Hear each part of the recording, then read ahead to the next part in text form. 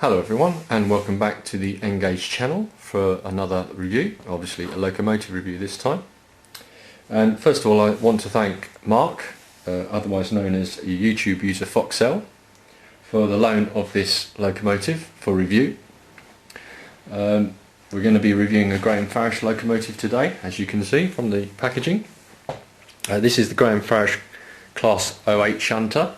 It's the new version of the 08. This is one of the models that's been available in Engage for many years, right from the original Graham Farish pool days. Then when Farish were taken over by Bartman, Bartman released a version of it. But this is the newest version, and there have been some improvements on it for this new version. Now, at the moment, there are a lot of reflections on that in the box. It comes in the standard Farish hard case, which is contained in a cardboard sleeve. So I'm just quickly going to remove the front of this box and the cellophane, the plastic inside, just so we can get a closer look at it. So be right back. So as if by magic, that's all been removed. The details on this one, if I can get that to focus, it's a bit bright. It's item number 371020, Class 8 shunter.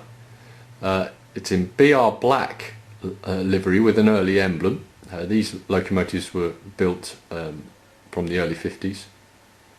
Loads were built, absolutely loads, and it is their latest blue ribboned version. Inside the box you also get the standard paperwork, a spare sheet with all the details and where to oil it, how to remove the body. You wouldn't normally remove the body of this because it's not DCC ready. It's unfortunately too small for them to fit a DCC socket in. So this isn't plug and play DCC ready. There are very clever people who will fit a DCC chip for you, but it does involve hard wiring it to the motor. And then also you get a general warranty, I think, which also contains about the Backman Collectors Club. So that's all your paperwork. Now, in terms of the model, as I said before, this is a vast improvement over the most recent version. A couple of things they've done. First of all, the model is now, for the first time, actually the correct scale width, which it wasn't before. And they've also got the outside frames correct. You can see here, if I tilt the model, you can see how much more detail there is compared to the previous version in terms of the body and the frames. Excellent. Now it does have NEM pockets. You do also get a little bag of accessories,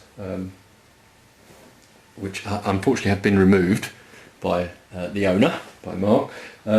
He's also removed the couplers, but I can assure you they are NEM pockets. I think also there might be some also detailing bits like vac pipes and whatnot in the bag, but I don't have the bag, unfortunately.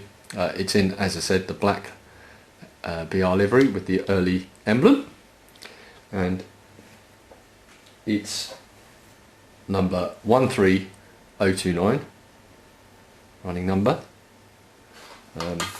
So it's obviously before the tops. It would have been renumbered 08 something something something later on in life. I don't know whether this one's been preserved. Hundreds of them have. You still see them, mostly very rusty, chugging along, shunting back and forth. Saw one at Alexandra Palace last week, pulling an East Coast HST, which I don't know whether it had broken down or whether it was going for refurbishment, but that was in a very odd livery I've never seen before. But let's get this out of the box and onto the little display stand and get some really close shots. Well, there it is in extreme close-up. I do apologise for the fact that this white is really bright. What I've done is I've brought the exposure up a little bit because it's a black model. You're not seeing, well, we weren't seeing as much detail as we'd like to have seen. So to get more detail in the black, this has brought the white up to be quite bright, so apologies for that. So looking over the model, obviously plain black livery with red buffer beam and coupling rods, BR early emblem, running number 13029. The body shape is extremely detailed for such a small, even by N-gauge standards, this is a small model because it's just a little 060 shunter. It's really excellent. The ladders at the front, all these kind of boxes, battery boxes I assume they are, and other bits and pieces, steps, front and back. You've got hook on the buffer beam, and obviously there seem to be slots here for extra detailing parts, which as I said I don't have. I'm pretty sure they did come with the model. It's just rotated a little bit so you can get a full look at the side there. I think that's a good angle there. You can see how much work's gone into this, and just how detailed. There's relief, tiny printing here. I can't read that from this distance. I'd have to probably get in with a magnifying glass to tell you what that actually says. Let's go around a bit further. Glazed cab on the sides and the back, fine windscreen wipers, again a hook coupler at the back, which for some reason is coming out. There. It was because we were seeing part of the step behind, so that's where the hook coupler is.